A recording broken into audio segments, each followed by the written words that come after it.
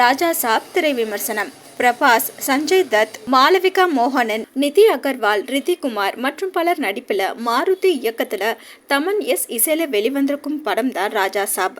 படம் எப்படி இருக்கு வாங்க பார்க்கலாம். பல வருடங்களுக்கு முன்பு காணாமல் போன தனது தாத்தாவை தேடி செல்லும் ஹீரோ பிரபாஸ் பல்வேறு மாய வித்தைகளை கற்று தேர்ந்த பயங்கரமான மந்திரவாதி சஞ்சய் தத் தான் தனது தாத்தா என்பதை தெரிந்து கொள்கிறார்.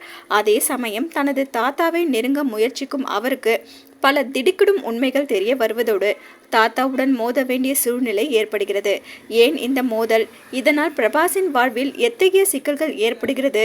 அதில் இருந்து அவர் எப்படி மீண்டார் என்பதை திகில், ஃபேண்டசி உள்ளிட்ட அனைத்து விதமான மசாலாவையும் கலந்து கொடுத்திருப்பது ராஜா சாப். பாகுபலி படத்திற்கு பிறகு ஹாலிவுட் ஆக்ஷன் ஹீரோக்களின் பட்டியலில் இடம் பிடிப்பதற்கான முயற்சியாக பல பிரம்மாண்டமான ஆக்ஷன் படங்களில் நடித்து வந்த பிரபாஸ் அந்த படங்கள் அனைத்தும் தோல்வியை தழுவியதால் மீண்டும் தனது பழைய பாணியிலான மசாலா படத்தில் நடிக்க முடிவு செய்து இதில் நடித்திருக்கிறார். ஆனால் இந்த படத்தில் மூலமாகவும் அவர் பெரும் சறுக்களை சந்தித்திருக்கிறார்.